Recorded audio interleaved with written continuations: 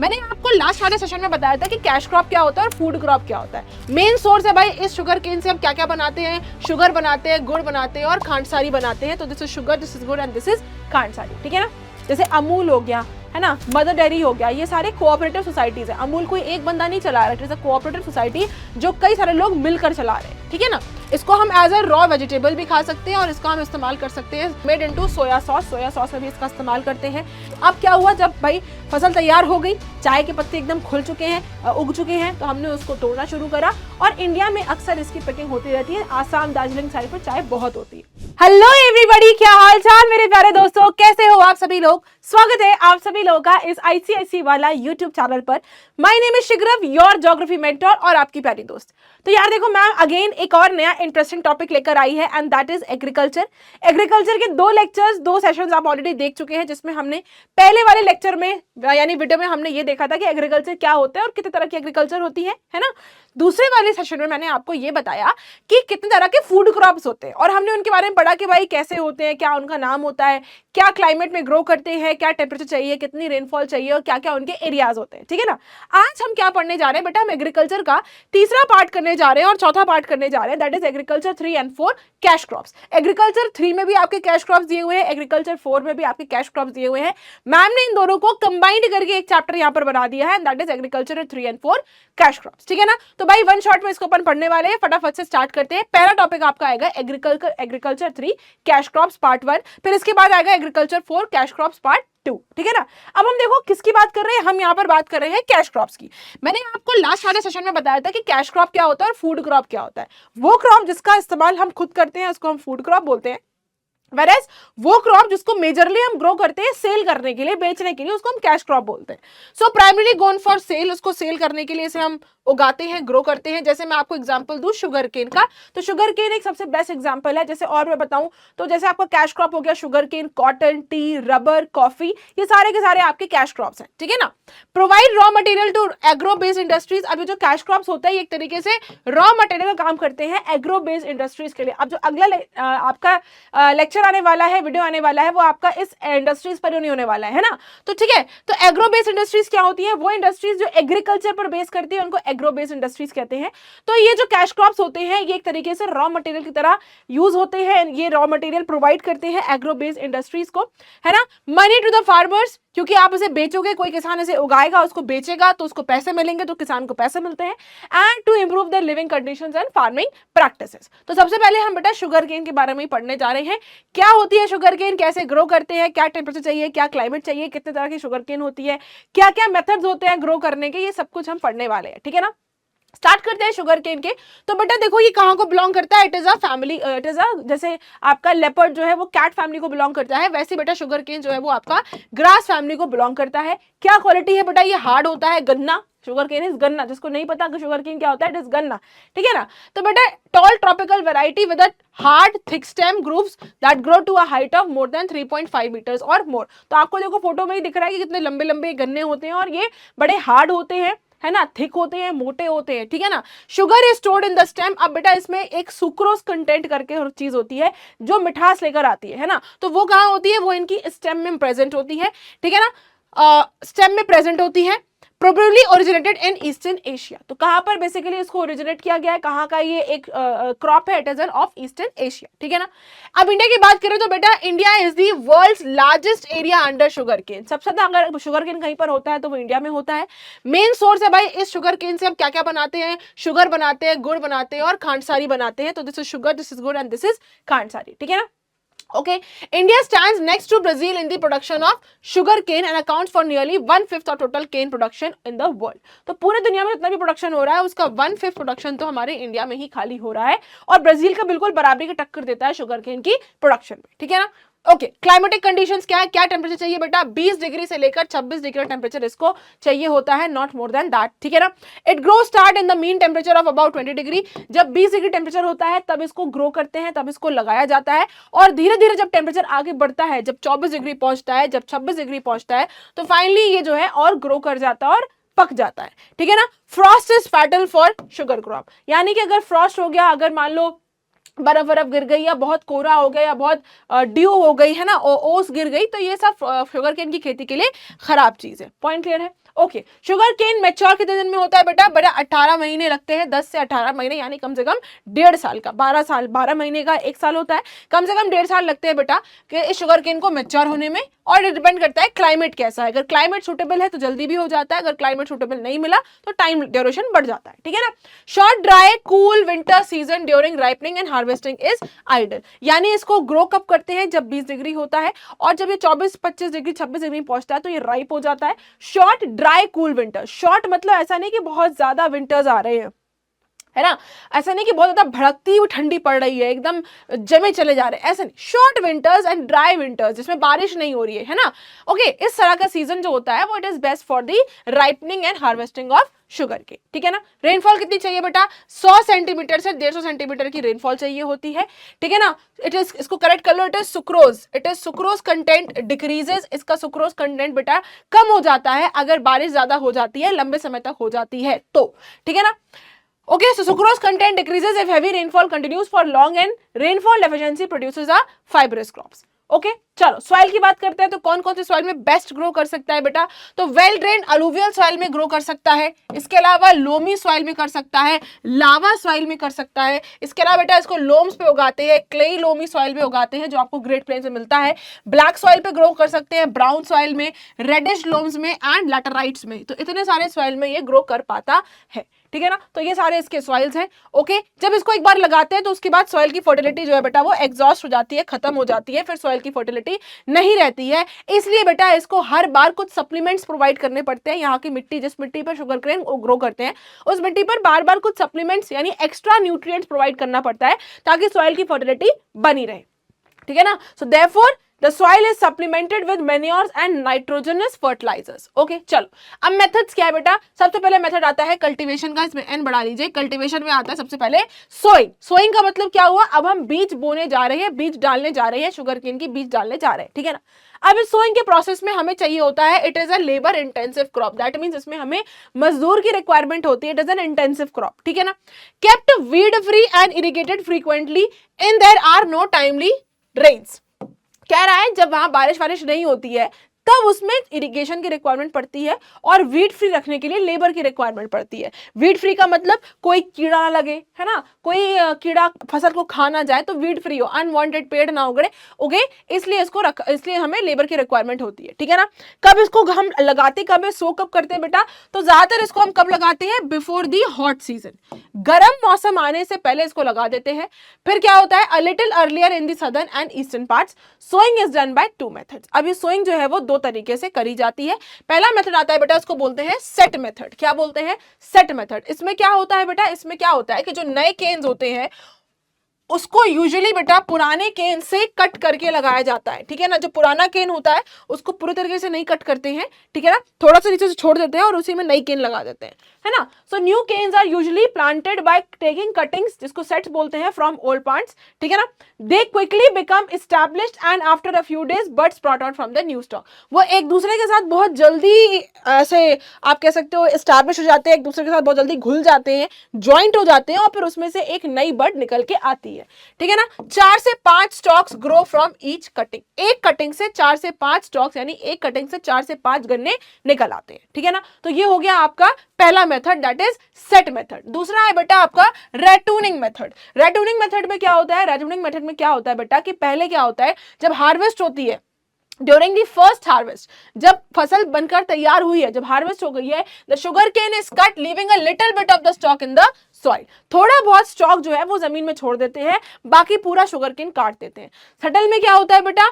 Take cuttings from the old plants, दूसरे plant से cutting लेते हैं, दूसरे जो शुगर केन उगा चुके हैं उससे लेते हैं, उसको फिर जमीन में लगाते हैं, वो एस्टैब्लिश हो जाता है और फिर उसमें से नया प्लांट निकल आता है, ठीक है ना। लेकिन रैटूनिंग में क्या होता है? रैटूनिंग में क्या होता है कि जो शुगर केन पहले से लगा हुआ है उसको पूरी तरीके से नहीं काटते हैं, नीचे थोड़ा बहुत छोटा छोटा से छोड़ देते हैं, उसी में नया सैपलिंग्स लगाते हैं, ठीक है ना।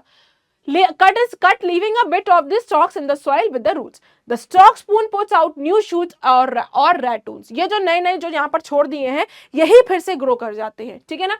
The second or another successive method crop, the second or any other successive crops obtained from the roots is left over, the crop is called ratoon. जो भी यहाँ पर रह जाता है और उससे तो नया क्रॉप निकलता है उसको हम ratoon बोलते हैं। तो सेट मेथड क्लियर है? सेट मेथड में कुछ नहीं होता है।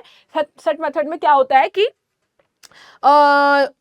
पूरा शुगर केन के बीज लगाकर उसको नए तरीके से ग्रो करते हैं, ठीक है ना। ओके, ओहो, this is by taking cuttings from the old palm. पुराने वाले पेड़ से कटिंग लगाकर उसको, जैसे गुलाब का पेड़ होता है, उसकी एक डंडी तोड़ लो और जमीन में लगा दोगे तो वो अपने आप से उगना शुरू कर देगा, राइट। गुलाब के पेड़ में ऐसा हो जाता है कुछ कुछ गुलाबों में। इस तरीके से शुगर केन लगाते हैं। लेकिन जो रैटूनिंग मेथड होता है इसमें शुगर केन को पूरा नहीं कट करते हैं, नीचे थोड़ा बहुत शुगर केन छोड़ देते हैं और उसके बाद उसी में से एक नया सैपलिंग निकल आता है। तो रैटूनिंग और sett method, I hope it is clear to you. अब एडवांटेजेस क्या है रैटूनिंग के बेटा?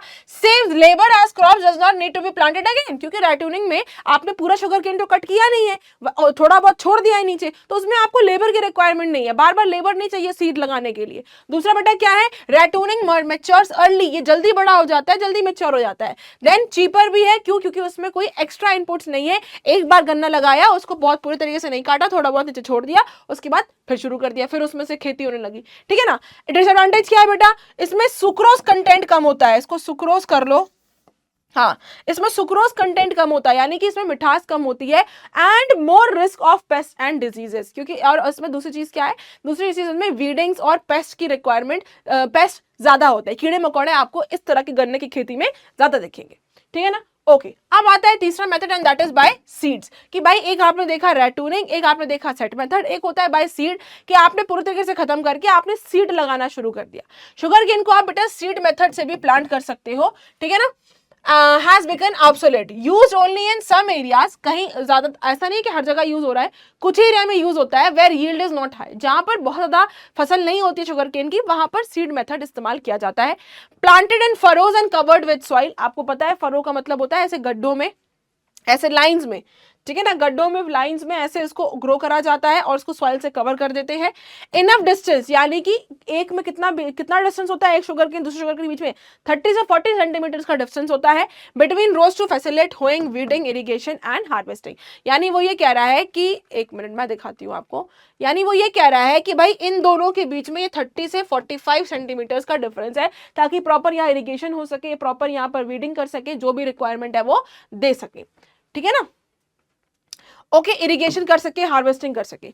इन some parts of the country, कुछ हमारे भारत के हिस्से में, it is cultivated as a mix crop, कहीं कहीं पर इसे मिक्स क्रॉप की तरह ग्रो करते हैं, यानी कि शुगर केन के साथ और कोई दूसरा क्रॉप भी ग्रो करते हैं। ये हो गया आपका पहला मेथड, दैट इज सोइंग। अब आगे बेटा हार्वेस्टिंग की, भाई फसल तैयार हो गई, अब कटने का वक्त आ गया है। Harvesting before the cane begins to flower, in northern area it is harvested before winters to protect it from frost. तो नॉर्दर्न इंडिया में क्या होता है, यानी जहां हम लोग रहते हैं यूपी और ये हरियाणा पंजाब साइड, यहाँ क्या होता है, सर्दी आने से पहले ही इस फसल को काट देते हैं। क्यों इसलिए काट देते हैं बच्चे? क्योंकि फिर अगर सर्दी आएगी तो फ्रॉस्ट आएगा, सर्दियां आएंगी तो वो शुगर केन को सूट नहीं करता है, ठीक है ना। क्रॉप कैसे यूज करते हैं बेटा? लॉन्ग नाइफ का यूज करते हैं। Stalks must be cut as near as possible to the ground, जितना हो सके जमीन से उसको स्टॉक को, डंडी को काटना है। क्यों? The maximum sucrose is in the base of the stem. क्यों? क्योंकि भाई ज्यादातर मिठास जो होती है वो नीचे की तरफ ज्यादा होती है, इसलिए आपको बिल्कुल नीचे से कट करना है ताकि मैक्सिमम सुक्रोज आ सके। Harvest and crushing operations begin in November and December and continue till April all over the country. तो harvesting और crushing कब से start होती है? It starts in the October and November.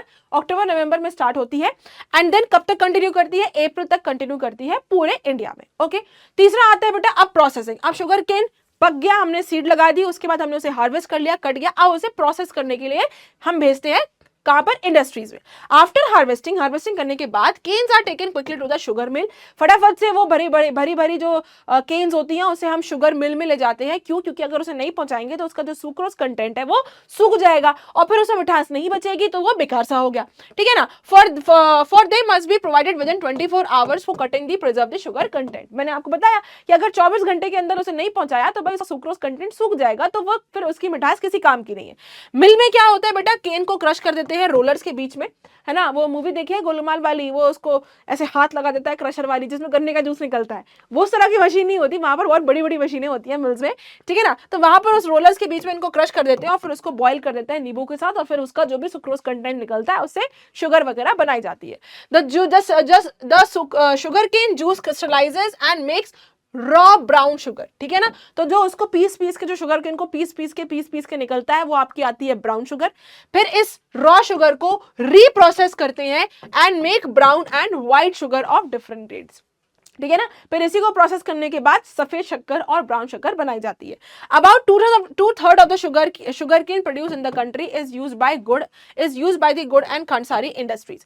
तो भाई जितना भी शुगर केन हो रहा है उसका 2/3, यानी कि अगर आप मान लो कि मतलब 2/3 बहुत होता है, ठीक है ना। 2/3 शुगर केन प्रोड्यूस जितना भी हमारे देश में है उसका ज्यादातर इस्तेमाल गुड़ और खांडसी बनाने में इस्तेमाल करते हैं, और सिर्फ 1/3 का इस्तेमाल करते हैं शुगर बनाने में। और वैसे भी आज के टाइम पर लोग इतना हेल्थ कॉन्शियस हो गए हैं कि शुगर जल्दी से कोई नहीं खाना चाहता है, ठीक है ना। ओके, डिस्ट्रीब्यूशन की बात करें अब भाई, शुगर केन के एरियाज कहां कहां पर है, शुगर केन आपको कहां कहां मिलेगा, तो गंगा सतलज प्लेन के बीच में मिलेगा from Punjab to Bihar, black soil area में मिलेगा from Maharashtra to Tamil Nadu, and coastal area में मिलेगा from Andhra Pradesh and Krishna valley. Okay, इसके अलावा नॉर्थ इंडिया में कहां मिलेगा बेटा आपको, चीफ सप्लायर्स कौन है शुगर केन के, क्योंकि वहां पर फर्टाइल सॉइल है, अलुवियम सॉइल है, आपको पता है नॉर्थ इंडिया में आपको अलुवियम मिलता है बिकॉज ऑफ द रिवर्स। तो यहाँ पर हर साल अलुवियम रिन्यू हो जाता है because of the number of the mountainous reverse जो बह बह के आ रही है, इसलिए आपको नॉर्थ इंडिया में भी काफी आपको शुगर केन प्रोड्यूसिंग स्टेट्स मिलेंगे।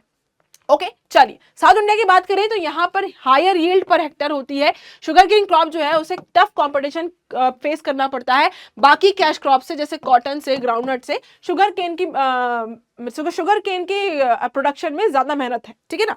तमिलनाडु साउथ का सबसे बड़ा लार्जेस्ट प्रोड्यूसर है of sugar cane in south India. Then other sugar producing states कौन कौन सी है, कर्नाटक है, आंध्र प्रदेश है, Telangana, west Bengal, Punjab, Haryana, Bihar and Gujarat. Any 5 you will learn and it is more than sufficient, ठीक है ना। चलो, प्रॉब्लम्स क्या है आप शुगर केन कल्टीवेटर्स के, भाई इनके साथ क्या प्रॉब्लम आती है। सबसे पहली प्रॉब्लम आती है बेटा, सॉइल एग्जॉस्ट कर जाता है। मैंने आपको बताया कि भाई शुगर केन जिस खेती पर, जिस जमीन पर, मिट्टी पर कराई जाती है, उस मिट्टी पर एक बार शुगर केन करने के बाद उस मिट्टी का पूरा फर्टिलिटी खराब हो जाती है, इसलिए उसमें extra manures, fertility, nutrients, nitrogen, phosphorus की रिक्वायरमेंट होती है, ठीक है ना। दूसरा क्या है बेटा, अगर दूसरा प्रॉब्लम ये आता है कि अगर शुगर केन का खेत मान लो यहाँ पर है और उसकी फैक्ट्री यहाँ लगाई हुई है, तो भैया यहाँ से यहाँ जाने में बहुत टाइम लगेगा, तो उसका जो सुक्रोज कंटेंट है वो सूख जाएगा, फिर शुगर केन किसी काम का नहीं रहेगा। तो दूसरी प्रॉब्लम क्या आती है कि भाई distance of farms from the mills, कि भाई फैक्ट्री अलग जगह है, खेत अलग जगह है, इसलिए डिस्टेंस बहुत ज्यादा है, तो ये भी एक प्रॉब्लम आती है। तीसरा बेटा क्या है, cost of transportation. Cost of transportation बहुत ज्यादा इंक्रीज हो जाएगी, अगर भाई शुगर केन की मिल यहाँ पर है और खेत यहाँ पर है तो ट्रांसपोर्टेशन ज्यादा हो जाएगा, ठीक है ना। दूसरी चीज बेटा, ये एक एनुअल क्रॉप है ना। अब बाकी आप कोई क्रॉप उगा नहीं पाते तो भाई ऐसे क्या है, फार्मर की इनकम पे लिमिट लग गई भाई, जब शुगर केन होगा तभी हो सकता है, अदरवाइज नहीं हो सकता, ठीक है ना। Then requires high inputs of irrigation, इसमें इरिगेशन की रिक्वायरमेंट ज्यादा होती है। देन एमएसपी यानी जो मिनिमम सपोर्ट प्राइस होता है, ज्यादातर क्या आता है कि बहुत प्रॉफिटेबल निकल के नहीं आता है फार्मर्स के लिए, तो भाई इसको ज्यादातर लोग फिर नहीं उगाते क्योंकि इसमें प्रॉफिट नहीं मिलेगा। Ma'am what is MSP? MSP बेटा एक ऐसी प्राइस होती है जो गवर्नमेंट डिक्लेयर करती है कि भाई सरकार इस दाम पर शुगर केन किसानों से खरीदेगी, ठीक है ना, तो वो ज्यादा प्रॉफिटेबल नहीं निकल कर आता। ना role of government in solving farmers problem, भाई फार्मर की प्रॉब्लम को सॉल्व करने में गवर्नमेंट का क्या रोल होता है, चलो आ जाओ देखते हैं। Cooperative societies have been set up by the government to help the farmers. अब कोऑपरेटिव सोसाइटीज बनाई गई हैं। Ma'am what do you mean by cooperative societies? Cooperative societies का मतलब होता है ऐसी सोसाइटीज जो एक दो लोग नहीं, कई लोग मिलकर चला रहे हैं, ठीक है ना। जैसे अमूल हो गया, है ना, मदर डेयरी हो गया, ये सारे कोऑपरेटिव सोसाइटीज है। अमूल कोई एक बंदा नहीं चला रहा है, it is a cooperative society जो कई सारे लोग मिलकर चला रहे हैं, ठीक है ना। बैंक क्या कर सकता है बेटा? बैंक जो है वो फार्मर को सस्ता लोन दे सकता है ना, रेट ऑफ इंटरेस्ट कम कर सकता है ना, तो जिससे क्या है भाई फार्मर की हिम्मत पड़ेगी लोन लेने की और फिर उसको बाद में वो अदा भी कर सकता है, ठीक है ना। इसके अलावा बेटा क्या है, लोन का वो क्या क्या इस्तेमाल कर सकता है, वो फार्मिंग मेथड, फार्मिंग टूल्स खरीद सकता है, HYV सीड्स खरीद सकता है, फर्टिलाइजर्स, पेस्टिसाइड्स खरीद सकता है ना। इसके अलावा गवर्नमेंट क्या कर सकती है बेटा? बेटर इरिगेशन फैसिलिटीज प्रोवाइड कर सकती है। कैसे मैम? नहर बनवा दी, इरिगेशन फ्री दे दिया, पानी की कोई वो दिक्कत नहीं है, या बिजली फ्री दे दी, ठीक है ना। तो बेटर इरिगेशन फैसिलिटीज आप प्रोवाइड कर सकती है, गवर्नमेंट प्रोवाइड कर सकती है, ठीक है ना। तो ये था पूरा आपका शुगर केन के बारे में। I hope it is very much clear to you. Now let us revise about the some of the oil seeds. Oil seeds क्या होती है बेटा? ये वो सीड्स होती हैं जिससे हम तेल निकालते हैं, है ना, तेल यूज करते हैं, जैसे सरसों का तेल हो गया, है ना, ऑलिव ऑयल हो गया, ग्राउंडनट ऑयल हो गया, सोयाबीन ऑयल हो गया, कैस्टर ऑयल हो गया, मस्टर्ड ऑयल हो गया, बहुत सारे सीड्स होते हैं ना, सनफ्लावर ऑयल हो गया, है ना, सरसों का तेल, रिफाइंड तेल, कैस्टर ऑयल और ऑलिव ऑयल, बहुत सारे तेल है ना। तो ऑयल सीड्स के बारे में पढ़ते हैं क्या होते हैं बेटा। प्रिंसिपल ऑयल सीड यानी कि कौन कौन सी ऑयल सीड होती है? ग्राउंडनट होता है, लिनसीड होता है, कैस्टर होता है, सीसम होता है, मस्टर्ड होता है, रैपसीड होता है, सनफ्लावर होता है, कॉटन सीड होता है और सोयाबीन होता है। इतने तरह के सीड्स होते हैं जहां से हम तेल को एक्सट्रैक्ट करते हैं। ये वो तेल नहीं है, कुकिंग ऑयल है सारे के सारे, ठीक है ना। इनका इस्तेमाल हम अलग अलग तरीकों से करते हैं। जैसे अगर मैं आपको बताऊं इंडस्ट्रियल रॉ मटेरियल्स में, जैसे आपके पेंट्स में इस्तेमाल होता है, वर्निशेस यानी कि तारपीन वगैरह जो बनती है, पॉलिश वगैरह बनती है, उसमें होता है, हाइड्रोजनेटेड ऑयल में होता है, सोप्स में होता है, लुब्रिकेंट्स में होता है ना। इन सब में इन सब का इस्तेमाल किया जाता है। वेजिटेबल ऑयल प्रोड्यूस करते हैं from the seeds of groundnut, groundnut से भाई पकाने वाला तेल आता है। रैपसीड एंड मस्टर्ड होता है ना, सरसों का तेल। फिर आ गया आपका सीसम, फिर आपका सनफ्लावर आ गया, सोयाबीन आ गया। ये सारे के सारे आपके एडिबल ऑयल्स हैं जिनसे हम खाना बनाते हैं। कैस्टर ऑयल बेटा आपका एक नॉन एडिबल ऑयल है, इससे हम खाना नहीं बनाते बल्कि हम इसको तेल अपने सर्वर में डालते हैं, उससे बालों की क्वालिटी बहुत अच्छी हो जाती है, ठीक है ना। ओके, अब एक एक करके पढ़ लेते हैं बेटा। ग्राउंडनट, इसको हम क्या बोलते हैं? पीनट बोलते हैं या मंकी नट भी बोलते हैं। सर्दियों का मौसम आ रहा है, सबकी मम्मी आज मूंगफली लेकर बैठ जाएंगी है ना, दोपहर में खाना खाने के बाद। तो ग्राउंडनट बोलते हैं। ग्राउंडनट जो है इसको पीनट या फिर मंकी नट भी बोलते हैं। कितना बेटा? 42% इससे हम तेल निकाल सकते हैं, मूंगफली का तेल, ठीक है ना। From the nuts found in the roots of the plant. किस लिए उसको बेसिकली यूज करते हैं? मैन्युफैक्चर ऑफ हाइड्रोजनेटेड ऑयल के लिए इस्तेमाल करते हैं। मार्गनाइन बनाने के लिए इस्तेमाल करते हैं। मेडिकल इमल्शन के लिए इस्तेमाल करते हैं। सोप बनाने के लिए इस्तेमाल करते हैं और कहीं कहीं कुकिंग करने के लिए भी इसका इस्तेमाल किया जाता है, ठीक है ना। इसका जो बेटा ऑयल केक होता है, ऑयल केक का मतलब जो बचा हुआ तेल होता है, ठीक है ना। इसका जो बचा हुआ तेल होता है उसको एज हम कैटल फॉडर, जो मतलब तेल निकालने के बाद जो भी मूंगफली बचती है, जो भी इसके पेड़ में बचता है, उसे ऑयल केक कहते हैं, ठीक है ना। तो जो भी बचा कुचा अब इसमें होता है उसको हम कैटल फॉडर की तरह इस्तेमाल करते हैं। नट्स को हम खाते हैं भाई, आपको पता है, उसको हम कच्चा खा लेते हैं, उसको हम रोस्ट करते हैं, मूंगफली में डालते हैं, है ना। नारियल की चटनी, वो आपकी मूंगफली की चटनी खाते हैं, मूंगफली ऐसी खाते हैं, नमकीनों में मूंगफली आती है तो रोस्ट करते हैं, उसको सॉल्टेड खाते हैं, स्वीटेंड करके खाते हैं, है ना। राबी क्रॉप है बेटा, उड़ीसा में एक ये राबी क्रॉप है, लेकिन सदर्न स्टेट्स में बेटा, रेस्ट ऑफ द इंडिया में ये एक खारिफ क्रॉप कहलाता है। पॉइंट क्लियर है कि नहीं क्लियर है? तो उड़ीसा में खाली एक राबी क्रॉप है, बाकी हर जगह साउथ स्टेट्स में खारिफ क्रॉप है। रेनफॉल कितनी चाहिए बेटा? लाइट टू मॉडरेट चाहिए, यानी कि बहुत ज्यादा रेनफॉल नहीं चाहिए है। कहां कहां पर बेटा? तमिलनाडु में एंड महाराष्ट्र में, ठीक है ना। तमिलनाडु और महाराष्ट्र में it is raised under irrigation, यहाँ पर इरिगेशन प्रोसेस से इसको ग्रो करा जाता है। सॉइल कैसे चाहिए बेटा? रेड सॉइल चल जाएगा, येलो सॉइल चल जाएगा, ब्लैक कॉटन सॉइल चल जाएगा, इन सारे सॉइल्स पर ये ग्रो कर पाता है। अब मेथड्स क्या है बेटा कल्टीवेशन के? वही चीज है बेटा, सोइंग होगी सबसे पहले, ठीक है ना। पहले सैंड को क्या करता है, जो मिट्टी होती है उसको, सैंडी सॉइल को पहले प्लाव करते हैं। प्लाव करने का मतलब पहले मिट्टी को तैयार करते हैं, ठीक है ना। उसके बाद सीड्स को सो करते हैं दो तरीके से, ब्रॉडकास्टिंग मेथड से या फिर ड्रिलिंग मेथड से। मैंने आपको पहले ही बताया क्या होता है। जून जुलाई में करते हैं, जब प्लांट मैच्योर हो जाता है और जब ये फ्लावर करने लग जाता है, यानी कि इसमें फूल आ जाता है। आफ्टर सेल्फ पॉलिनेशन, ऑब्वियसली आपको पता है सेल्फ पॉलिनेशन क्या होता है। जब इस पे बीज वगैरह आकर बैठती है, बर्ड्स आकर बैठती है, कीड़े आकर बैठते हैं, फिर ये वहां से सीड्स कहीं और जाकर ड्रॉप कर देते हैं, तो इट इज सेल्फ पॉलिनेशन, ठीक है ना। या हवा ऐसे चली तो अपने आप उन्होंने अपने बीज झाड़ दिए, तो इसे सेल्फ पॉलिनेशन, ठीक है ना। जो फ्लावर स्टॉक होता है वो बड़ा हो जाता है, टर्न्स डाउनवर्ड, फिर ये नीचे को झुक जाता है। जो फ्लावर है, जो पेड़ है, वो बड़ा हो जाता है, फिर हैवी हो, क्योंकि उसमें अब फ्लावर आ गया है, फ्रूट आ गया, तो वो नीचे को झुक जाता है। झुकने पे क्या होता है बेटा? Downward and buries the fruit where it matures. और फिर यही ग्राउंडनट जो है बढ़ने के बाद ही नीचे जमीन पर ऐसे फैल जाता है, और जो इसका फ्रूट होता है यानी जो मूंगफली होती है वो जमीन में ही आ जाती है, इसलिए इसे ग्राउंडनट कहते हैं, ठीक है ना। The mature fruits have wrinkle shells. आपको पता है व्रिंकल का मतलब ऐसे ऐसे एकदम ऐसे ऐसे वाले शेल्स होते हैं, मूंगफली के छिलके आपने देखे ही हैं। विद 1-4 सीड्स पर पॉड, एक में आपको 2 से 4 सीड्स मिल जाती है, 2 सीड्स तो मिल ही जाती है ना, पीनट मिल जाते हैं। होल क्रॉप बेटा, पूरा क्रॉप जो है वो 4 से 5 महीने में तैयार हो जाता है फिर हार्वेस्ट होने के लिए, ठीक है ना। अब दूसरा आता है हार्वेस्टिंग। हमने कब सो किया बेटा? इसको जून से जुलाई में हमने इसको सो करा। अब हार्वेस्ट कब हो रहा है? नवंबर दिसंबर में हो रहा है। तभी मूंगफलियां हमको आके मिलती हैं, कहाँ? तभी हमें मूंगफलियां आके सर्दियों में मिलती हैं, ठीक है ना। चलो, लेकिन तमिलनाडु में बेटा इसको, बाकी देखो पूरे इंडिया में हम इसे नवंबर दिसंबर में हार्वेस्ट कर देते हैं, लेकिन तमिलनाडु में इसको सो कब करते हैं? फरवरी मार्च में सो करते हैं, और वहां पर ये हार्वेस्ट होता है जून जुलाई में। वहां जस्ट ऑपोजिट है, तमिलनाडु में जस्ट ऑपोजिट है। बाकी पूरे इंडिया में जून जुलाई में सो किया, और नवंबर दिसंबर में हार्वेस्ट किया, लेकिन तमिलनाडु में फेब मार्च में सो किया, जून जुलाई में आकर हार्वेस्ट किया, ठीक है ना।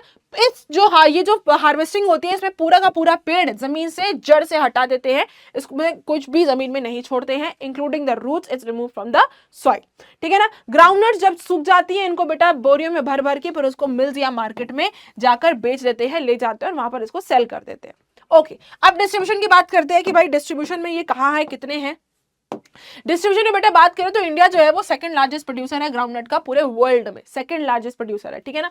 यानी फर्स्ट कौन है, चाइना फर्स्ट है।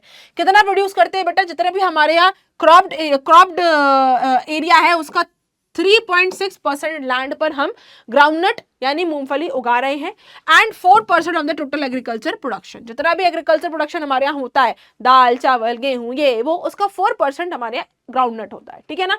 ट्रॉपिकल क्रॉप है और इसमें एक्सटेंसिवली उसे ग्रो करते हैं पेनिनसुला इंडिया में, ज्यादातर आपको ये पेनिनसुला इंडिया में मिलेगा। अब आती है आपकी दूसरी सीड, ये कौन सी सीड दिख रही है बेटा, सब लोग इसको कहेंगे मस्टर्ड सीड है। क्या है ये, ओ दिस इज मस्टर्ड सीड। राई जानते हो, राई, मस्टर्ड, राई का मम्मा यूज करती है ढोकले में और इडली सांभर वगैरह में, ठीक है ना। तो ये मस्टर्ड है, ठीक है ना, मस्टर्ड सीड, इसका जैसे कच्ची घानी का तेल है ना, मस्टर्ड सीड का इस्तेमाल करते हैं हम अपने खाने वाने में भी, ठीक है ना। तो मस्टर्ड सीड्स को क्या करते हैं बेटा, क्रश करते हैं and to get an important edible oil, खाना पकाने के लिए इसका हम इस्तेमाल करते हैं इस ऑयल का, ठीक है ना। As extensively cooking oil in north India, हमारे सबके घरों में मस्टर्ड ऑयल का इस्तेमाल होता है, मेरे यहाँ भी होता है, मैं भी यूज करती हूँ, ठीक है ना। उसका जो ऑयल केक होता है वो भी एक इंपॉर्टेंट कैटल फॉडर होता है, ठीक है ना भाई। ये भी जो तेल निकालने के बाद जो भी बचता है वो एक तरीके से जानवरों के लिए खाने का काम करती है, ठीक है ना। पंजाब और यूपी में ज्यादातर आपको देखने को मिलेगा मस्टर्ड लीव्स, यानी जिसको सरसों कहते हैं ना, वो याद है, टिंग टिंग टिंग टिंग टिंग टिंग टिंग टिंग टिंग टिंग, वो सरसों का खेत, याद कर लो, ठीक है ना। तो जब मस्टर्ड लीव्स होती है यानी जो सरसों होता है, इसको कभी कभी it is eaten as vegetables as well, and कभी कभी इसे मेन्योर की तरह यूज करते हैं। और इसमें ऑयल कंटेंट कितना होता है इस सीड्स में, 25 से 43% ऑयल कंटेंट होता है, ठीक है ना। इसको कैसे ग्रो करते हैं, it is a rabi crop, और इसको मिक्स क्रॉप यानी ग्राम व्हीट या फिर बार्ले के साथ ग्रो किया जाता है, ठीक है ना। क्या कल्टीवेशन मेथड है बेटा इसको ग्रो करने का, 4 से 5 महीने का पूरा ग्रोइंग प्रोसेस है। हार्वेस्ट करते हैं बेटा 1 to 2 वीक्स में इसको हार्वेस्ट हो जाती है, before the main crop is collected and heap in the granary. These seeds are separated by getting them trampled under the bullocks feet. अब इसको पेड़ से सरसों अलग कैसे करेंगे, सरसों बिछा दी, उसके ऊपर बोला बैल को, बोला चलो। अब जब बैल चलती है तो बेटा बाकी सरसों अलग हो जाती है और बचा हुआ पेड़ अलग हो जाता है ना। तो भाई इस तरीके से ये ट्रैम्पल्ड हो जाता है। डिस्ट्रीब्यूशन क्या है बेटा, 90% एरिया पे, about 90% of the area and production is contributed bye UP में होता है, हरियाणा में होता है, एमपी, पंजाब एंड राजस्थान, ये 4-5 स्टेट्स मिलाकर 90% सरसों उगा रहे हैं। बाकी जो 10% है वो कहां से आता है, आसाम, बिहार, वेस्ट बंगाल, उड़ीसा, जम्मू कश्मीर एंड गुजरात, ठीक है ना। यहां से बाकी 10% आ रहा है। अब ये कौन सी दिख रही है बेटा, ये है आपकी सोयाबीन, इसको बोलते हैं सोयाबीन, ढंग से देख लो, दिस इज सोयाबीन, ठीक है ना। सोयाबीन की मम्मी कबाब बनाती है, सोयाबीन के हम बरियां जिसको बोलते हैं, बरियां, ठीक है ना, सोयाबीन। इसमें बेटा बहुत प्रोटीन होता है, सोयाबीन में बहुत हाई प्रोटीन होता है।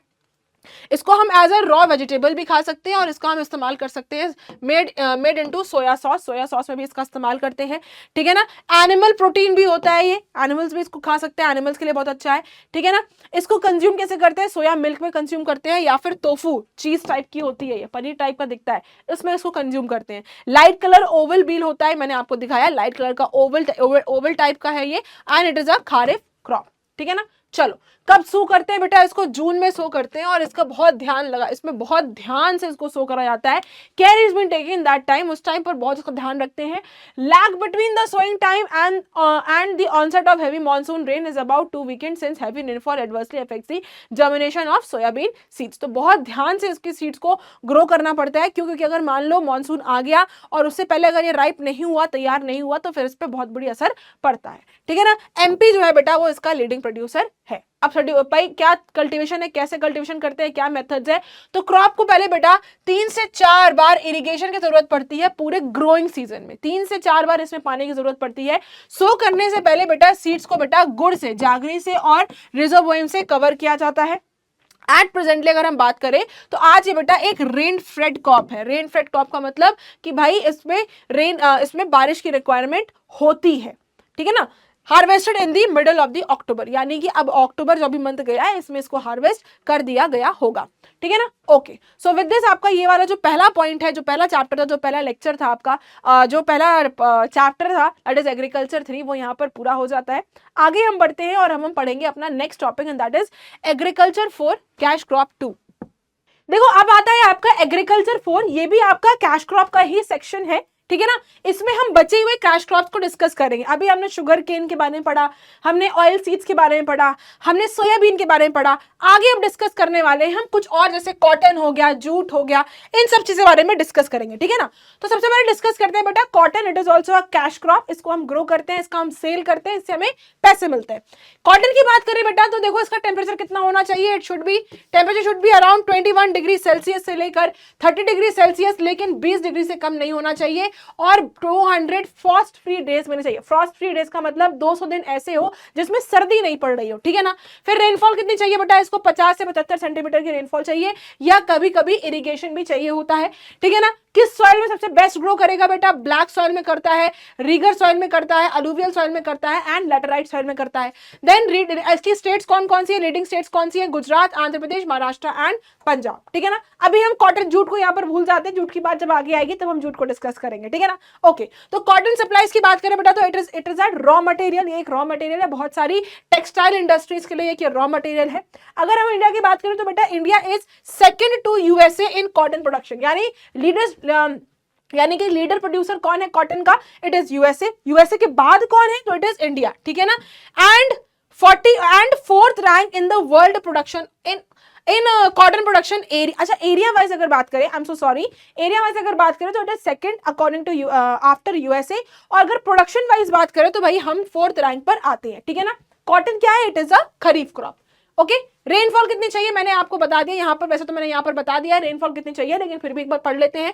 सफिशिएंट रेनफॉल चाहिए होती है ना, अर्ली स्टेजेस में, जब इसमें ग्रोथ कर रहे हो, जब आप इसमें ग्रो कर रहे हो, जब आप पौधा लगा रहे हो, तब उसमें अच्छी रेनफॉल चाहिए है। लेकिन बेटा ड्राई और सनी डेज चाहिए होता है, फ्रॉस्ट फ्री डेज चाहिए होता है, यानी कि इसमें बिल्कुल भी सर्दी नहीं चाहिए होती है, ठीक है ना। रेनफॉल कितनी बेटा, वही 85 या 75 सेंटीमीटर आप कर सकते हैं, जो भी आपकी बुक कहती है।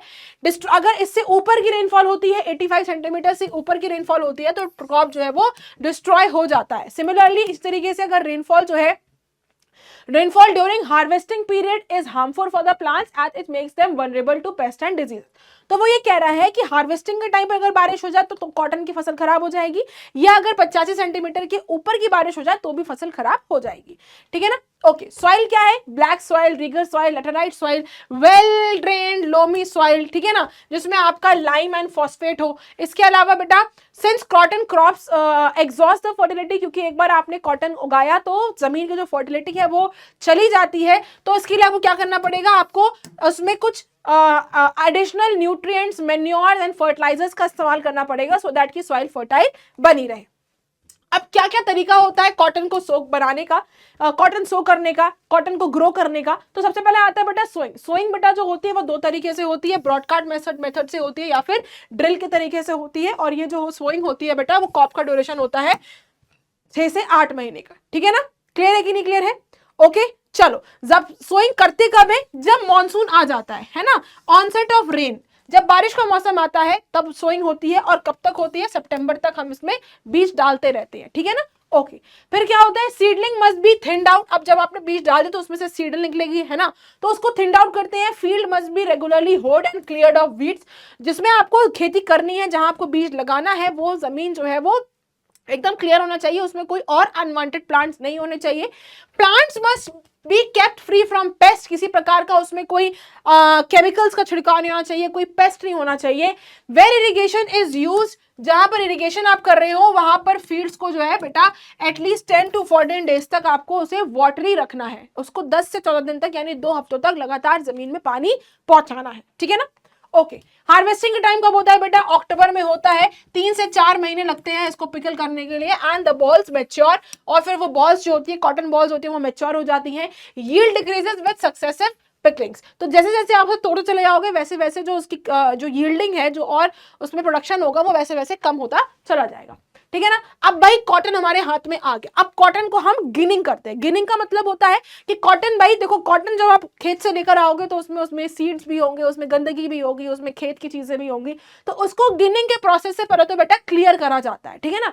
गिनिंग क्या है? इट इज अ प्रोसेस जिसमें से आप फाइबर को सेपरेट करते हो फ्रॉम लिंट और फ्रॉम कॉटन सीड्स और शॉर्ट फाइबर्स और lints which are added to them.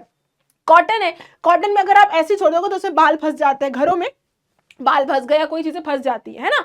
तो गिनिंग के प्रोसेस से हम उसको कॉटन को फाइबर को बाकी लिंट से अलग करते हैं, ठीक है ना। कॉटन को गिनिंग करने की प्रोसेस क्या होती है? उसे हम गिनिंग मशीन कहते हैं। ये कॉटन गिन मशीन है जो कि क्विकली और आसानी से बेटा कॉटन फाइबर को उसकी सीड से अलग कर देता है, ठीक है ना। इस गिनिंग प्रोसेस में क्या होता है? पहले जो है बेटा first cotton goes through a dryer, पहले ड्रायर में जाता है टू रिड्यूस द मॉइस्चर, ताकि उसके अंदर जो मॉइस्चर है वो खत्म हो जाए, and then through cleaning equipment to remove foreign matter. इसके अलावा फिर उसको क्लीनिंग प्रोसेस में भेजते हैं जिसमें कॉटन के अलावा जो और चीजें सीड वीड फंसी हुई है वो सब हट जाए, ठीक है ना। Then cotton is air conveyed to gin yarns to gin stand, उसके बाद इसे गिनिंग मशीन में लेकर आते हैं वेयर इट सर्कुलर सॉर्ट्स pull the lint through closely space. फिर जो कॉटन आपने इतना सारा दिया है, जब वो गिनिंग मशीन में जाता है तो वो ऐसे बार बार ऐसे ऐसे रोटेट होता रहता है, जिससे कि भाई जो इतना सारा कॉटन था वो इतना सा हो गया आगे, ठीक है ना।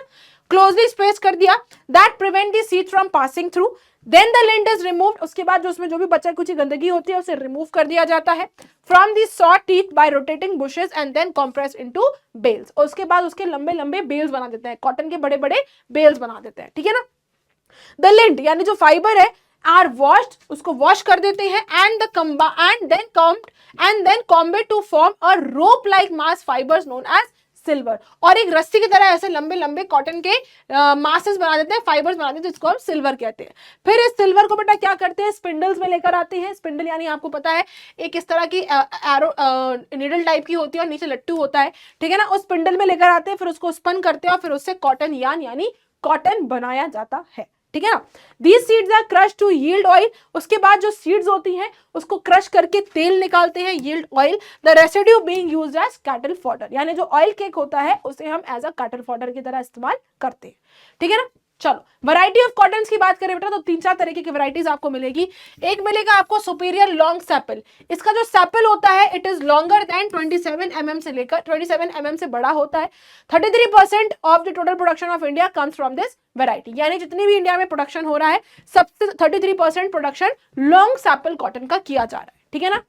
Sorry superior long staple. फिर आता है बेटा आपका लॉन्ग सैपल, इसकी लेंथ कितनी होती है बेटा? इसकी लेंथ होती है कुछ 24.5 टू लेकर 26 mm की लेंथ होती है। क्या होते हैं? ये भी लंबे होते हैं, बहुत फाइन होते हैं और शाइनी होते हैं, ठीक है ना। इसका इस्तेमाल काहे में करते हैं? Use for making fine and superior cloth, जैसे कुछ कुछ कपड़े चमकते रहते हैं ना तो उसको कॉटन क्वालिटी बहुत अच्छी है, ठीक है ना। लार्जली ग्रोन कहाँ ग्रो करते हैं? पंजाब, हरियाणा, महाराष्ट्र, गुजरात, तमिलनाडु एंड मध्य प्रदेश में इसको ग्रो किया जाता है। किसको? लॉन्ग सेपल को। फिर आता है बेटा आपका सुपीरियर मीडियम सेपल, इसकी लेंथ कितनी होती है बेटा? 20 mm से लेकर 24 mm की होती है। और कितना कंट्रीब्यूट करता है इंडिया इसमें? 37% सुपीरियर मीडियम सेपल ग्रो कर रहा है, ठीक है ना। फिर आता है आपका मीडियम सेपल जिसकी हाइट होती है 20 से लेकर 21 सेंटीमीटर की, इसमें 9% प्रोडक्शन कर रहे हैं। और फिर आता है आपका short sepal that is only of 19 mm, ठीक है ना। तो 4-5 तरह के होते हैं, एक होता है आपका सुपीरियर लॉन्ग, फिर आता है आपका लॉन्ग, फिर आता है सुपीरियर मीडियम, फिर आता है मीडियम और फिर आता है शॉर्ट। 5 तरह के कॉटन की वैरायटी होती है, ठीक है ना। ओके, डिस्ट्रीब्यूशन की बात करें तो बेटा आपका 5% टोटल क्रॉप एरिया इंडिया में जितना भी है उसका 5% हम कॉटन में ग्रो कर रहे हैं, ठीक है ना। About 72% of the total area and 6% of the total production of the cotton in India contributed by 5 states, यानी 5 स्टेट इंडिया में ऐसी हैं जो 72% कॉटन प्रोडक्शन कर रही है एरिया वाइज और 6% प्रोडक्शन कर रही है, ठीक है ना। कौन कौन सी है? Gujarat, Karnataka, Andhra Pradesh, Telangana and Maharashtra. Ma'am what do you mean by the 72% and the 6%? Area wise बेटा ये 5 स्टेट 72% एरिया वाइज ग्रो कर रहे हैं कॉटन, और अगर प्रोडक्शन वाइज बात करें तो ये 5 स्टेट्स मिलकर 6% कॉटन उगा रहे हैं, ठीक है ना। ओके चलो अब आता है नेक्स्ट फाइबर, ये क्या दिख रहा है बेटा? This is jute. क्या दिख रहा है? ये देखो लंबी लंबी रस्सियां दिख रही है, ये जूट। जूट का हम बहुत सारा काम करते हैं, बोरियां बनती है ना, बैग्स आते हैं, डलियां आती है, सूप आता है जिसमें मम्मी चावल साफ करती है ना, तो दिस इज जूट। जूट बेटा क्या होता है? It is obtain from inner bark of 2 important species, 2 important species है, वहां से जूट को हम एक्सट्रैक्ट करते हैं। एक होता है बेटा कॉर्कोरस कैप्सुलरिस जिससे व्हाइट जूट मिलता है, और दूसरा है बेटा आपका कॉर्चोरस, ओलिटोरस, जिससे हमको टोसा जूट मिलता है। Ma'am what is white jute and what is tossa jute? ये होता है बेटा व्हाइट जूट, और tossa I think tossa is this only, ये है नॉर्मल गोल्डन कलर का फाइबर इज टोसा जूट, ठीक है ना। जूट प्लांट बेटा क्या हाइट पे ग्रो करता है? 2 से 4 मीटर की हाइट पर ग्रो करता है। It's fibre in the inner black is soft and strong and can be drawn into yarn on good lengths, ठीक है ना। चलो अब व्हाइट जूट की बात करते हैं। 75% टोटल एरिया जो भी है इंडिया में, उस पर 75% पर हम जूट ग्रो कर रहे हैं। आपको पता है ये एक हार्ड सब्सटेंस और हाईली अडेप्टेबल सब्सटेंस है। सबसे अच्छा कहाँ ग्रो करता है बेटा? लोलैंड्स और अपलैंड्स में ग्रो करता है व्हाइट जूट। टोसा जूट की बात करें बेटा तो ये भी आपके अपलैंड्स में ग्रो करते हैं। It is adverse to flooding, जहां पर पानी ज्यादा है, फ्लड ज्यादा आते हैं, ठीक है ना। 25% टोटल जूट एरिया हमारे कंट्री में जितना भी है उससे 25% पर हम टोसा जूट ग्रो कर रहे हैं।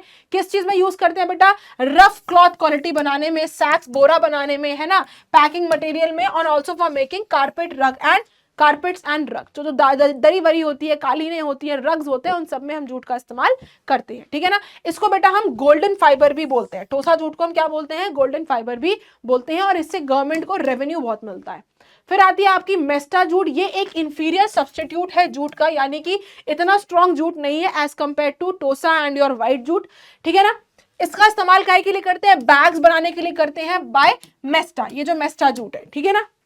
ओके ये जो जूट है आपका, ये सूखी कंडीशंस यानी ड्रॉट कंडीशंस में भी ग्रो कर सकते हैं, ठीक है ना।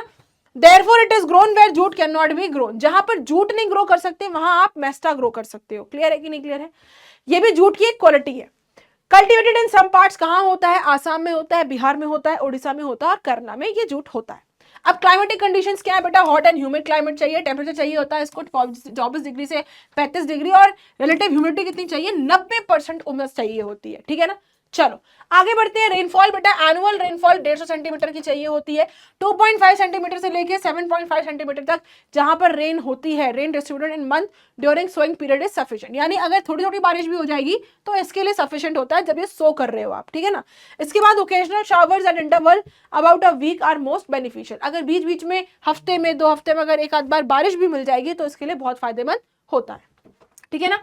सॉइल की बात करते हैं तो बेटा सबसे बेस्ट कहां पर ग्रो करता है? सबसे बेस्ट ग्रो करता है बेटा ये अलूवियम सॉइल में, न्यू अलूवियम सॉइल में ग्रो करता है। लोमी सॉइल में सबसे अच्छा ग्रो कर सकता है। क्ले सॉइल में इसकी हाईएस्ट यील्ड आती है, और सैंडी सॉइल में बेटा यहाँ पर एक कोर्स फाइबर की तरह प्रोड्यूस किया जाता है। ओके चलो आगे बढ़ते हैं। अब आता है भाई मेथड्स ऑफ सोइंग। भाई क्या तरीका होता है सो करने का इसको? चलो आ जाओ।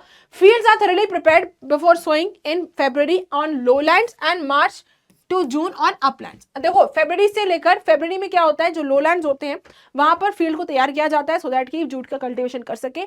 और जून, मार्च से जून में बेटा क्या होता है? अपलैंड्स में कल्टीवेशन के लिए जमीन को तैयार किया जाता है, ठीक है ना। सोइंग कैसे करते हैं? वही 2 तरीके हैं बेटा, ब्रॉडकास्टिंग मेथड है या फिर ड्रिलिंग मेथड है, ठीक है ना। ओके हार्वेस्टिंग का टाइम आ गया भाई। जमीन हमने जूट को लगा दिया, जमीन तैयार करी, जूट लगा दिया, अब हार्वेस्ट होने का टाइम आ गया है।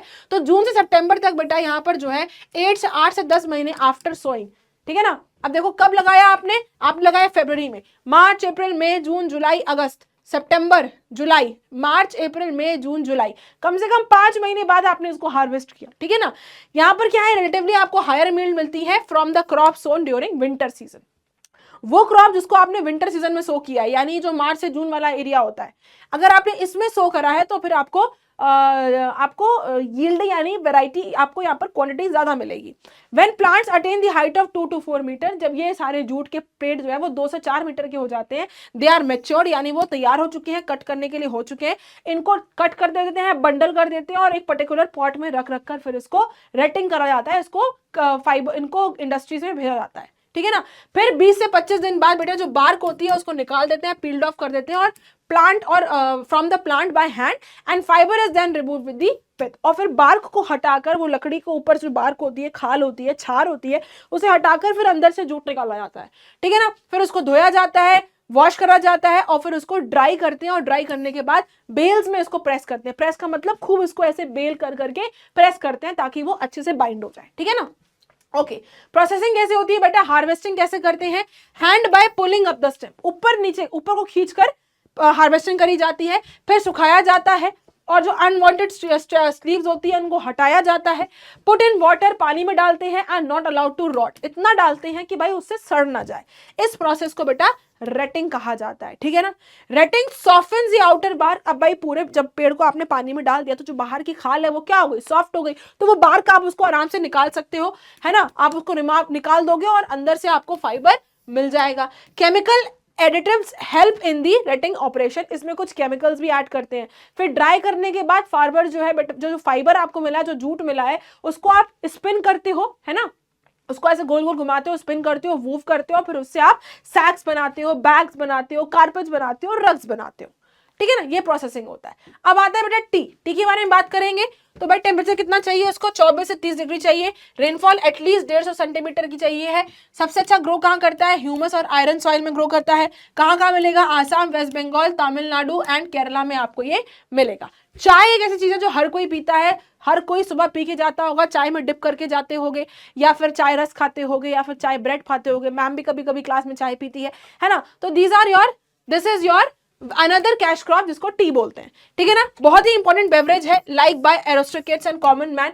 हर घर में चाय होती है, हर इंसान चाय पीता है, ठीक है ना। यूनिक टेस्ट होता है इसका, अलग से एक टेस्ट होता है। कुछ लोगों को तो भाई नशा सा होता है, अगर चाय नहीं मिली तो सर में दर्द होने लग जाता है ना। दिन भर में 3-3 4-4 कप चाय पीते हैं। पापा चाय मांगते हैं, मम्मी कहती है एक काम करो, थर्मस से भर के रख दे, एक स्ट्रॉ लगा लो, पुस पुस करके पीते रहो, है ना। तो these are all the things. Okay, तो क्या कंडीशन, क्या टेम्परेचर है बेटा, 24 से 30 डिग्री टेम्परेचर होना चाहिए। ह्यूमिडिटी हाई चाहिए होती है, ठीक है ना। हैवी ड्यू चाहिए, यानी कि भाई ओस चाहिए, फॉग चाहिए, are good for the rapid growth of young leaves. तो इसकी छोटी छोटी लीव्स होती है, अगर आप उसे तेजी से ग्रो करना चाहते हो तो इसमें उमस चाहिए, इसमें हाई ह्यूमिडिटी चाहिए होती है। ड्यू यानी कि ओस चाहिए होती है, और सुबह का कोहरा चाहिए होता है, ठीक है ना। चलो रेनफॉल की बात करें तो आपको पता है 150 सेंटीमीटर ज्यादा की रेनफॉल चाहिए होती है, ठीक है ना। कहां पर अच्छा ग्रो करता है बेटा, आसाम के अगर ट्री एरियाज की बात करें तो वहां पर एनुअल रेनफॉल जो है वो 125 से लेकर 375 सेंटीमीटर, बहुत होता है बेटा, ठीक है ना। वहां पर इतनी रेनफॉल होती है। और दार्जिलिंग वगैरह की बात करें तो वहां पर बेटा 250 से लेकर 500 सेंटीमीटर की बारिश होती है। तो ये जो एरिया होते हैं इसमें जहाँ टी ग्रो करी जाती है, यहाँ पर आपको जो रेनफॉल है वो ज्यादा चाहिए होता है, ठीक है ना। सॉइल बेटा मैंने आपको बताया, well drain, deep friable loams और forest land rich in organic matter. Soil should be gently rolled. Gently rolled का मतलब आराम से ऊपर नीचे करा जा सके, to prevent water logging. Water logging नहीं होने चाहिए, पानी बिल्कुल रुकना नहीं चाहिए, ठीक है ना। ज्यादातर इसको हिल स्लोप्स पर ग्रो करते हैं। और जो वर्जिन फॉरेस्ट सॉइल होता है जिसमें अच्छा खासा आपको आयरन मिलेगा और ह्यूमस मिलेगा, ये इसके लिए सबसे बेस्ट सॉइल होता है, ठीक है ना। इसके अलावा बेटा इसमें नाइट्रोजन फर्टिलाइजर्स जैसे कि अमोनिया सल्फेट, इसका इस्तेमाल करते हैं ताकि ज्यादा से ज्यादा यील्डिंग हो सके, ज्यादा से ज्यादा प्रोडक्शन हो सके, ठीक है ना। अब क्या कल्टीवेशन तरीका होता है बेटा, एक तो होता है सीड के थ्रू, कि भाई हाई क्वालिटी सीड्स को यूज करते हैं, उनको प्रिपेयर करते हैं, जमीन में नर्सरीज में डालते हैं, उससे फिर सैपलिंग निकलती है। सैपलिंग जो है वो ट्रांसप्लांट करी जाती है 1 साल के अंदर in the posted tea garden. फिर उसको वहां से निकाल कर टी गार्डन में लगाया जाता है at the distance of 1 metre for all 4 sides. चारों तरफ इसको लगा दिया जाता है, ठीक है ना। तो एक होता है सीड के थ्रू, बीज बोया और उससे चाय निकाली आपने, ठीक है ना। फिर उसकी दूसरा आता है बेटा फ्रॉम कटिंग। इसको बेटा कोलोनल प्लांटिंग मेथड भी कहते हैं। इसमें क्या होता है, सैपलिंग जब बेटा 20 सेंटीमीटर की हो जाती है, जब सैपलिंग जो है 20 सेंटीमीटर ऊपर आ जाती है, फिर उसको बेटा नर्सरी से ट्रांसप्लांट करके टी गार्डन में ले जाया जाता है। तो ये होता है आपका कटिंग के मेथड से, ठीक है ना। इसको यू कर लो, दिस इज कटिंग। फिर बेटा ये जो मेथड होता है इससे आपको हाई क्वालिटी की चाय मिलती है और बेटर यील्ड यानी कि ज्यादा प्रोडक्शन मिलता है। क्यों, क्योंकि इस पे as the new plant has all the qualities of the mother plant from which the cutting has been taken, ठीक है ना। तो जो मदर प्लांट है उसे कट करके आपने उसको कहीं और लगाया है, तो उसमें क्या होता है कि इसमें क्वालिटी अच्छी होती है, प्लस प्रोडक्शन भी अच्छा होता है। क्यों, क्योंकि मदर प्लांट की क्वालिटीज इसमें होती है, ठीक है ना। ओके, तो this is your cutting method. Okay, तो 2 तरीके हैं। फिर आता है बेटा हार्वेस्टिंग का टाइम हो गया, यानी कि चाय एकदम तैयार हो गई है, पत्ती तोड़ने की बारी आ गई है। तो प्लकिंग ऑफ लीव्स होता है, ठीक है ना।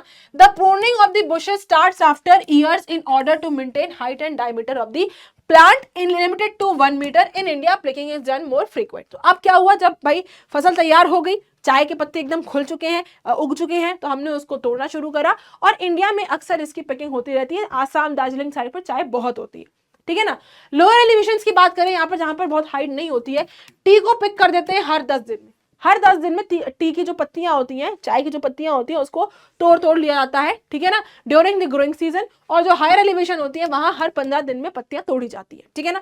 एवरेज अगर बात करें, ऑन एन एवरेज बात करें तो 16 से 20 पिकिंग इन अ ईयर, 16 से 20 बार पत्तियां तोड़ी जाती हैं एक साल के अंदर। इससे क्या होता है कि बेटा इससे बार बार फ्रेश लीव्स आती रहती है। जैसे कि लीव्स आई, हमने तोड़ लिया, वो खत्म हो गई, फिर एक नई लीव्स आ गई, फिर तोड़ लिया, फिर नई लीव्स आ गई, फिर तोड़ लिया। तो इस तरीके से साल में 16 से 20 बार यहाँ पर पत्तियां तोड़ी जाती हैं। ट्री शब्द बेटा कंटिन्यू 50 साल के लिए, यानी एक बार अगर आप बीज लगाओगे तो वो बीज से आपको 50 साल तक आप कंटिन्यू पत्तियां तोड़ते रह सकते हो, ठीक है ना। Okay, after that restocking is necessary. उसके बाद जब पत्तियां सफिशिएंट हो गई, बहुत सारी हो गई, तो उसको हम स्टॉक करना शुरू कर देते हैं, रिजर्व करना शुरू कर देते हैं, ठीक है ना। टी पिकिंग बेटा एक बहुत ही स्किलफुल जॉब है, बहुत कला वाली जॉब है, ये हर कोई नहीं कर सकता, इसलिए ज्यादातर ये काम लेडीज से करवाया जाता है, वुमेन इसका काम करती है। क्यों? क्योंकि भाई वुमेन जो है उनके अंदर पेशेंस भी बहुत होता है, और दूसरी चीज वो सस्ते दाम पर काम करने को रेडी हो जाती है, ठीक है ना। ओके, प्रोसेसिंग की बात करें बेटा टी की, तो बेटा 4 तरीके से चाय जो है वो प्रोसेस होती है, और हर चाय प्रोसेस अलग अलग तरीके से होती है। सबसे पहले आती है आपकी ब्लैक टी। अब ये आपको ब्लैक टी दिख रही है, इसमें दूध का इस्तेमाल नहीं होता। इसमें क्या होता है, पत्तियों को सुखाया जाता है, फिर उसको मशीन में क्रश कर दिया जाता है, और फिर उसको टॉर्मेंटिंग करते हैं उसकी, ठीक है ना। इसको मिल्क और शुगर के साथ, ओके मैंने शायद बोल दिया इसको मिल्क और शुगर के साथ नहीं लेते हैं, then taken with milk and sugar in India. इसको इंडिया में मिल्क और शुगर के साथ ली जाती है, ठीक है ना। इस ब्लैक टी को प्रोसेस करने के लिए कुछ स्टेप्स का इस्तेमाल करना पड़ेगा, जैसे कि सबसे पहले करना पड़ेगा विदरिंग। विदरिंग क्या होता है, जो भी लीव्स आपने गैदर करी है, इकट्ठा करी है, पहले उसको धूप में आपको सुखाना पड़ेगा ताकि उसका मॉइस्चर निकल जाए, उसके बाद आप इन पत्तियों का चाय के लिए इस्तेमाल कर सकते हो, ठीक है ना। फिर होती है बेटा रोलिंग, दूसरा प्रोसेस आता है रोलिंग। फिर इसको रोलर्स में और मैकेनिकली इसको रोल करा जाता है ना, प्रॉपरली इसको शेप दिया जाता है, रोल करा जाता है, ताकि जो उसके फाइबर्स है वो उसके ब्रेकअप होकर अलग हो जाए। फिर इसको सुखाया जाता है, फिर इसको बेटा चारकोल में उसको पकाया जाता है, फिर ये रेडिश ब्राउन कलर में हो जाती है, और उसके बाद ये बेटा मार्केट में आती है।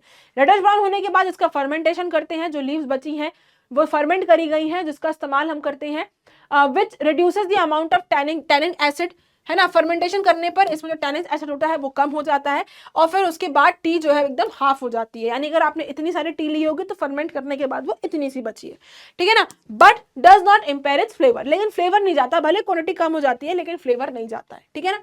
फिर होता है ड्राइंग। अब आप फर्मेंटेशन करने के बाद आप इसे चेक करते हो, रोस्ट करते हो, checked by roasting and drawing the leaves. उसको रोस्ट करते हो, उसको आप ड्राई करते हो, फायर पे करते हो या ओवन पे करते हो, जब तक कि वो ब्लैक कलर की नहीं हो जाती है। उसके बाद फिर इसमें ब्लेंडिंग करी जाती है, यानी जो एक्सपर्ट होते हैं ब्लेंडर्स के, जो टी टेस्टर होते हैं, वो फर्दर उसको और ज्यादा स्पेशल टेस्ट देने के लिए, स्पेशल अरोमा, स्पेशल खुशबू डालने के लिए इसमें एक ब्लेंडिंग करी जाती है, ठीक है ना। तो ये ब्लैक टी का प्रोसेस है। फिर आता है ग्रीन टी। हर कोई लिप्टन ग्रीन टी आदत डाल लो, ठीक है ना। तो ग्रीन टी सब लोग पीते हैं, हर कोई पीता है, आज के टाइम पे तो ये ट्रेंड हो चुका है ग्रीन टी पीना, ठीक है ना। तो भाई इस तरह की जो ग्रीन टी होती है, इसको सन में इसको सुखाया नहीं जाता, बट इन ओवंस में इसकी लीव्स को स्टीम करा जाता है, ठीक है ना, इन लार्ज बैट्स। बड़े बड़े एरियाज में ओवन में इसकी लीव्स को स्टीम करा जाता है, और फिर उसके बाद इसे मशीन में क्रश किया जाता है, ना ही इसको फर्मेंट करना पड़ता। और जनरली बेटा ये चाइना और फार ईस्ट में कंज्यूम करी जाती है, बट आज के टाइम पे हर घर में ग्रीन टी आपको मिलेगी, ठीक है ना। चलो, इसमें क्या होता है बेटा, इसमें जो लीव्स आप उठाते हो, जो पिक करते हो, उसको गर्म करते हैं, हीटेड इमीडिएटली आप by roasting them over hot iron pans and later rolled.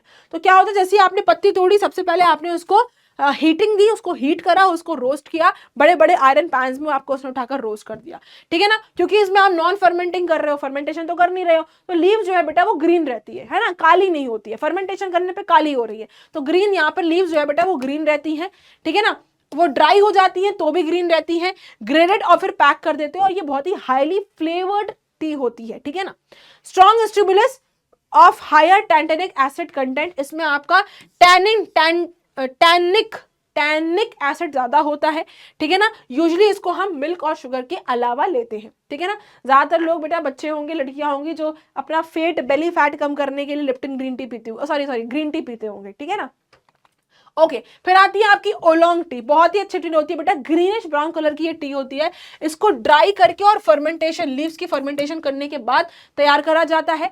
From the tea garden, जब इसे पत्तियों को तोड़ के लाते हैं, a high grade semi fermented oolong tea is produced और फिर इसे मोस्टली यूएसए में शिप करा जाता है, वहां पर ये ओलोंग टी पी जाती है, जो कि आप यहाँ पर देख रहे हैं, ठीक है ना। फिर आती है आपकी बेटा ब्रिक टी। ये क्या होती है, ये एक इंफीरियर और कोर्सर लीव की ये टी होती है, जिसका stem and tea dust are compressed into rectangular blocks of bricks। अब ये जो टी होती है इसको ऐसे ब्रिक्स में बना देते हैं, ठीक है ना, ब्रिक्स में बना देते हैं। इस तरह की टी जो नॉर्मली जो है वो बेटा रशिया या तिब्बत में इस्तेमाल करी जाती है। डिस्ट्रीब्यूशन बेटा अगर हम बात करें तो कहाँ कहाँ मिलती है हमें ये टी, कहाँ कहाँ मिलती है, तो इंडिया बेटा has the world's largest area under tea production. कितना प्रोड्यूस करते हैं बेटा हम, 28.3% ऑफ द वर्ल्ड प्रोडक्शन हमारे यहाँ से आता है, ठीक है ना। टी का हम बेटा 4th लार्जेस्ट एक्सपोर्टर है, हम 4थे नंबर पर आते हैं केनिया, चाइना और श्रीलंका के बाद। आसाम की बात करें तो हमारे देश में लीडिंग प्रोड्यूसर कौन है टी का, तो आसाम है। आसाम में बहुत चाय होती है, हमारे जितनी चाय होती है उसका 53% यानी आधा, 53% यानी हाफ ऑलमोस्ट आसाम में होती है। 51 प्रोडक्शन टी प्रोडक्शन होता है of total area. Total area कितना है, जितना भी टोटल एरिया है उसमें 53% पर हम चाय उगा रहे हैं आसाम में, और प्रोडक्शन कितना है, ऑलमोस्ट 51% होता है। कितना ग्रो करते हैं बेटा, 1/6 वर्ल्ड में जितनी भी चाय हो रही है उसका 1/6 हिस्सा जो है हमारी इंडिया में आ रहा है। 2 मेन एरियाज में चाय होती है, एक ब्रह्मपुत्र वैली में होती है और एक सूरमा वैली में होती है, ठीक है ना। चलो आगे बढ़ते हैं। इसके बाद वेस्ट बंगाल बेटा 2nd लार्जेस्ट प्रोड्यूसर है। कहां पर होता है बेटा, दूराज में और दार्जिलिंग में। तीसरा आता है तमिलनाडु, 15.90% टोटल प्रोडक्शन होता है बेटा, नीलगिरीज में आपको ही मिलेगा, और केरला आपके 4th प्रोड्यूसर है, ठीक है ना। चलो अब आता है बहुत ही यम्मी यम्मी जो अक्सर बच्चे पूछते हैं कि मेरे साथ कॉफी डेट पर चलेंगी, तो ये कॉफी की बात करते हैं। लास्ट आपका कैश क्रॉप है, तो शुगर केन पड़ा, आपने जूट पड़ा, soybean oil, cotton, T and this is your coffee. Last coffee की बात करते हैं बेटा, तो इसको इंट्रोड्यूस किसने किया था, इट वाज इंट्रोड्यूस बाय फकीर बाबा बुदन, ठीक है ना। फकीर बाबा बुदन ने इसको इंट्रोड्यूस करा था 17th सेंचुरी में। ये सीड्स कहाँ से लेकर आए थे बेटा, अरेबिया से लेकर आए थे, and first seedling raised in the Baba Budan hills इन कर्नाटका। तो कर्नाटका के बाबा बुदन हिल्स में इसको सबसे पहले उगाया गया था, ठीक है ना। उसके बाद ये बाकी डिस्ट्रिक्ट्स में फैल गया, जैसे कर्नाटक में फैला, फिर केरला में फैला, फिर तमिलनाडु में फैल गया, ठीक है ना। वैरायटीज ऑफ कॉफी की बात करें तो कॉफी रोबुस्टा बहुत ही एक्सक्लूसिव कॉफी होती है, टेस्ट में बहुत अच्छी होती है, मैंने पी हुई है, बहुत अच्छी होती है, एंड इट इज इसकी अरोमा ही अलग होता है, मतलब इट्स वाव, बहुत अच्छी होती है, ठीक है ना। बेटा कहाँ ग्रो करते हैं, लोअर एलिवेशन डिस्ट्रिक्ट में ग्रो करते हैं बेटा, साउथ, ठीक है ना। जैसे जिसकी हाइट कितनी होती है 300 मीटर से लेकर 610 सेंटीमीटर के जो एलिवेशन होते हैं वहां पर से ग्रो करते हैं साउथ इंडिया में।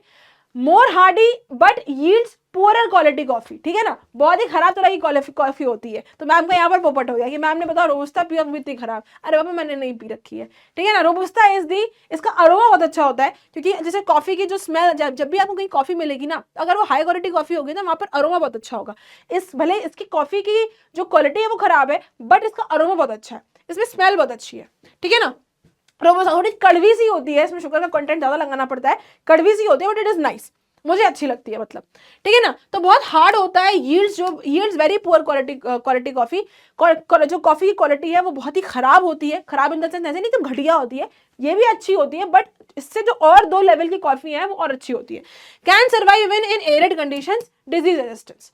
ओके, फिर आती है बेटा आपकी कॉफी लेबेरिका, ठीक है ना, ये उससे बेटर होती है, ये भी हार्ड होती है बट उससे बेटर होती है, ठीक है ना। Suited to low land condition, gets heavy yields of moderate quality. तो कॉफी की क्वालिटी कैसे होती है, मॉडरेट होती है। बोथ रोबुस्टा और लिबेरिया की बात करें तो they are particularly making instant coffee, है ना। तो जो हम लोग के घरों में इंस्टेंट कॉफी बनती है वो इन्हीं की होती है, ठीक है ना।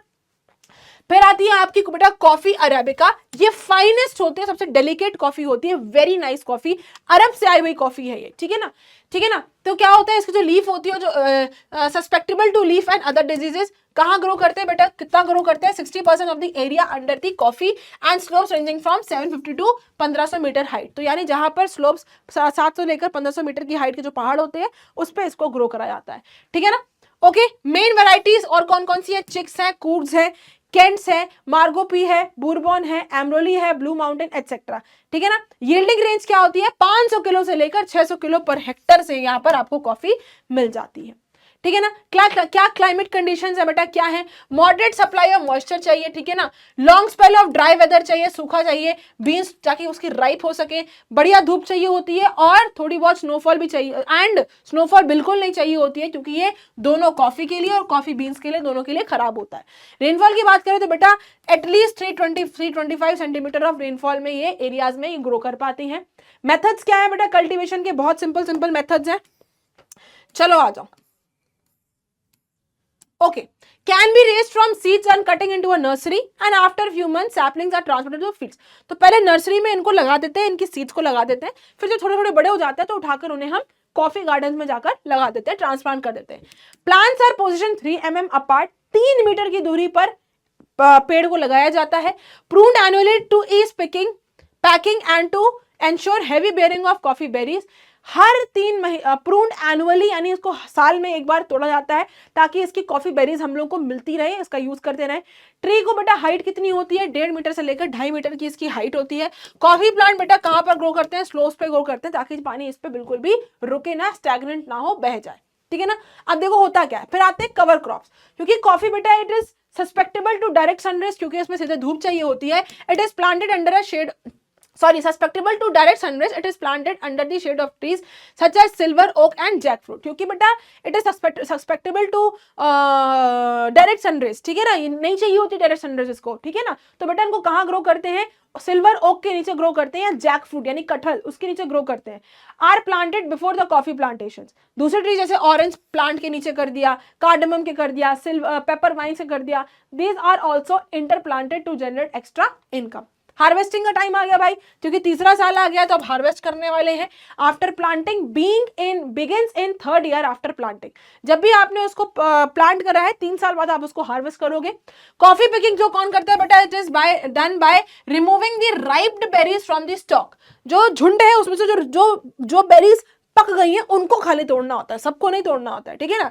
Indiscriminate picking of ripe and unripe berries result in coffee beans of inferior quality which low fetch prices. तो अगर आपने ऐसी कॉफी बीन्स तोड़ दी जो भी पूरी तरीके से पकी नहीं है तो ऑब्वियसली क्वालिटी खराब होगी, ऐसी तोड़ी जो एकदम पक चुकी है तो उसकी क्वालिटी अच्छी होगी, तो इनके प्राइस में भी इसलिए डिफरेंस आता है, ठीक है ना। फिर आता है प्रोसेसिंग। प्रोसेस करने के 2 तरीके होते हैं, एक होता है आपका वेट पार्चमेंट मेथड। इसमें क्या होता है, जो fruit covering the beans is removed before they are dried and then pulping, fermenting, washing and drying takes place. After this the coffee beans are ready to use। क्या कह रहा है, वही कह रहा है जो फ्रूट कवरिंग है, जो बीन्स को जो कवर कर रहा है फ्रूट, उसको क्या करते हैं, उसको हटा देते हैं। हटाने से पहले क्या करते हैं बेटा, उसको ड्राई करते हैं, उसके बाद उसे पल्पिंग करते हैं उसकी, फिर फर्मेंटेशन करते हैं, फिर उसको धोते हैं, फिर सुखाते हैं, उसके बाद जाकर कॉफी बीन्स इस्तेमाल होती हैं यूज करने के लिए, ठीक है ना। उसके बाद जाकर ये रेडी होती है यूज करने के लिए, ठीक है ना। तो ये हो गया आपका वेट। फिर आता है ड्राई पर्चमेंट मेथड। इसमें क्या होता है बेटा, जो भी आपकी कॉफी बीन्स हार्वेस्ट हो गई हैं, हार्वेस्टेड चेरीज जो है बेटा, they are sorted and cleaned, उसको अलग कर देते हैं, फिर उसको साफ करते हैं, सेपरेट कर देते हैं। जो अनराइप है और जो ओवरराइप्ड है, यानी ओवरराइप्ड है वो पिलपिले हो गए होंगे, जो अनराइप्ड है वो कच्चे होंगे, कुछ तोड़ने में डैमेज भी हो गए होंगे, ठीक है ना। इन सबको अलग किया जाता है, जो भी डर्ट होती है उसको अलग करते हैं सॉइल से, पत्ती वत्ती सब अलग कर दी जाती है, उसके बाद इसको फैलाया जाता है और फिर धूप में सुखाया जाता है, ठीक है ना। फिर उसके बाद बेटा machine peel of the 2 layers of the inner husk. फिर उसके बाद जो उसका फ्रूट है उसको मशीन पील करके अंदर से कॉफी बीन निकालती है, उसको सॉर्ट करते हैं according to the size and quality, कि भाई कौन सा कॉफी बीन किस क्वालिटी का, उसको अलग अलग तरीके से अलग कर देते हैं, छाट देते हैं और फिर उसको बोरों में भरकर इस्तेमाल किया जाता है, फिर वो मार्केट में आती है और बिकती है, ठीक है ना। फिर बीन्स को क्या करते हैं बेटा, रोस्ट करते हैं टेम्परेचर पे। टेम्परेचर कितना होता है, 99 डिग्री सेल्सियस का टेम्परेचर होता है। उसको फिर ग्राइंड करते हैं, कॉफी पाउडर बना देते हैं, which is used to make beverage, उसके हम कॉफी बनाते हैं। रोस्टिंग करने की वजह से बेटा इसका ब्राउन कलर आ जाता है और इसकी वजह से उसमें अच्छा टेस्ट और अरोमा इंक्रीज हो जाता है, ठीक है ना। लास्ट है कि भाई कहां कहां पर मिलती है आपको कॉफी, तो आपको कर्नाटका में मिलेगी। अलोन कितना, alone accounts for half of the area and 3/4 of the total production. यानी कर्नाटका में जितनी भी हमारे यहाँ कॉफी हो रही है 50% तो कॉफी कर्नाटका में हो रही है, ठीक है ना। और प्रोडक्शन की बात करें 3/4 प्रोडक्शन कर्नाटका में ही हो रहा है। केरला इसका सेकंड लार्जेस्ट प्रोड्यूसर है और तमिलनाडु में कितना बेटा 5.8% of the total production in the country. यानी जितने भी टोटल प्रोडक्शन हो रहा है कंट्री में कॉफी का, उसका 5.8% जो है वो सिर्फ और सिर्फ आपका तमिलनाडु में हो रहा है, ठीक है ना। So with this now I come to the end of this lecture. I hope आपने एग्रीकल्चर के 3 और एग्रीकल्चर 4 दोनों लेक्चर, दोनों टॉपिक्स आपने अच्छे समझे होंगे। कुछ नहीं है इसमें, यही सब है, क्या प्रोसेस है, क्या टेम्परेचर है, क्या रेनफॉल है, क्या सॉइल है, क्या डिस्ट्रीब्यूशन है, यही सारी चीजें आपको करनी है, लर्न करनी है, ठीक है ना। चलिए, तो अब हम मिलेंगे अपने अगले टॉपिक में जिसमें हम कुछ इंडस्ट्रीज के बारे में बात करेंगे। इस रिवीजन लेक्चर को एक बार आप फिर से देखना, सारी चीजें बहुत पॉइंट टू पॉइंट है, इसको याद करना। कहीं कोई डाउट आए तो you can write in the comment section. तो मिलेंगे अपने अगले लेक्चर, अगले सेशन में। That's it from my side. हंसते रहो, मेहनत करते रहो। Thank you very much and have a good day ahead. Bye bye.